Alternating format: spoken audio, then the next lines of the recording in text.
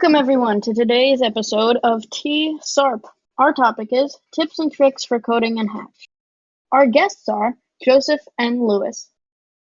I like pizza. What is up, my dude? I like pizza too. How are you two today?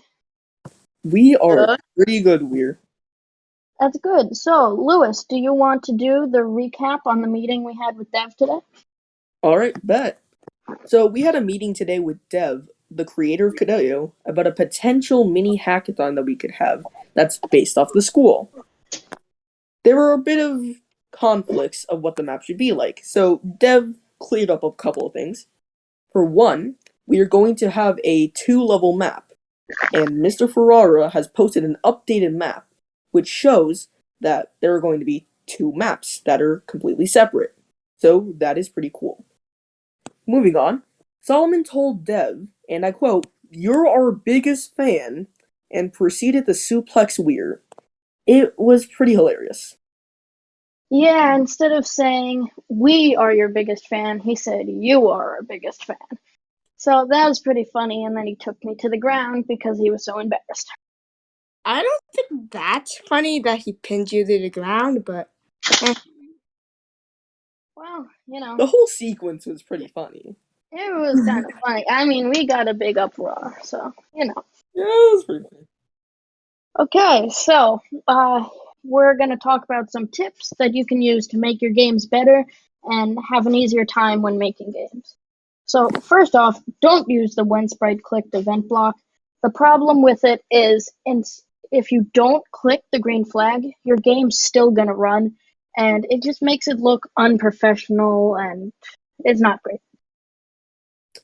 Next, to reduce lag and just make the overall performance of your game better, you only want to have one green flag block, and then have the rest of your scripts go from broadcast blocks. I have never in my life seen one person use the autumn backdrop, and that's a Me? good thing. Wait, no, we need to My talk about this. my Using, well, at Yeah. least you don't use it anymore. Yeah, using the autumn backdrop isn't great because it's just going to create your game to have a bunch of lag, and that's not Yeah, like it has so many assets on that tree. Like, I would rather just make a tree out of clones. good. Yeah, clones are I going to love solve clones. everything. We know you love clones. So next, look at the Scratch sprite library if you can't find the image you want in the Hatch sprite library.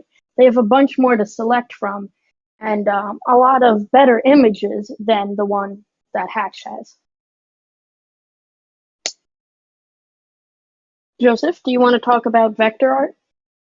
Yes, I love vector art. No, my second favorite thing is vector art, but just don't use bitmap because that's the worst thing. If you use bitmap, You're a bad person. yeah, you're a bad person. You were No, there, Hop. no, I don't want to talk to you. Just don't use bitmap. It's literally you're gonna be like, don't use this as an excuse. Don't be like, oh, why is my game glitching? But, Yeah, like it no just one makes knows. your images all pixelated and Yeah, it'll pixelate your game. Not only will it look like a retro game, it will also make it glitch a lot. Like you don't even know why it's glitching. Like if you're trying to move somewhere, it might even like touch something without it even touching something. Or when you're clicking on it, it's actually clicking on something else. I yeah. tried it Well, that before, is and sad. I should have never. So, That is Lewis, pretty sad. But you could use clones to make multiples of a similar sprite. So this can reduce the amount of sprites you have. For example, if you have buttons in a menu, instead of making 3 sprites for 3 buttons, you can make 1 sprite for the buttons and just clone them 2 times. yes, you can. And another thing is you should name your sprites and backgrounds, also your variables and broadcasts, because it will help you keep track of them. And when you're coding, you don't have to go back and see which background is which.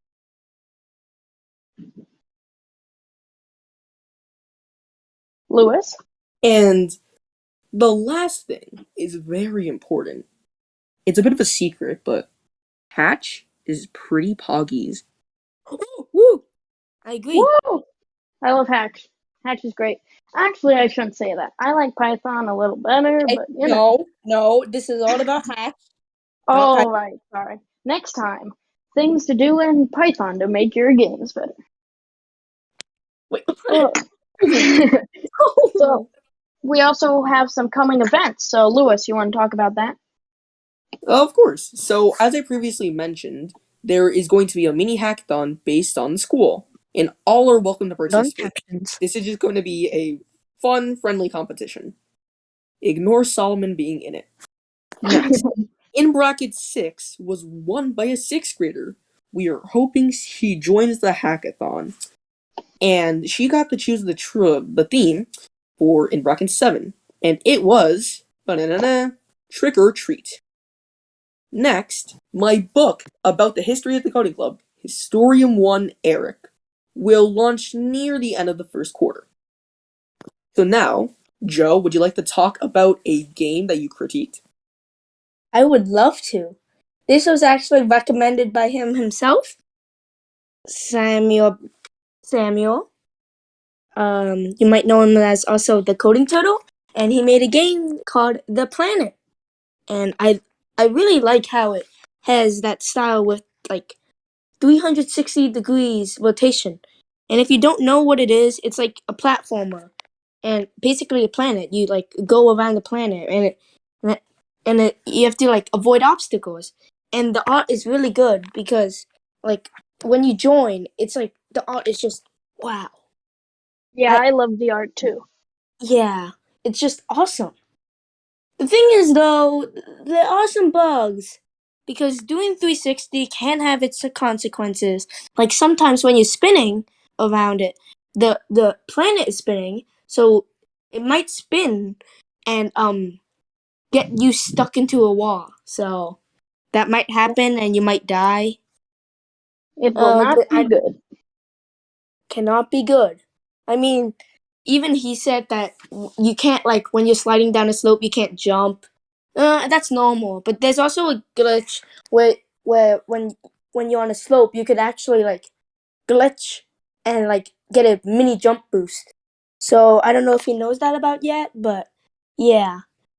Also one part of it, when you're going downhill on the saws, you can't really see the saws, so if you're jumping, it's basically pure luck.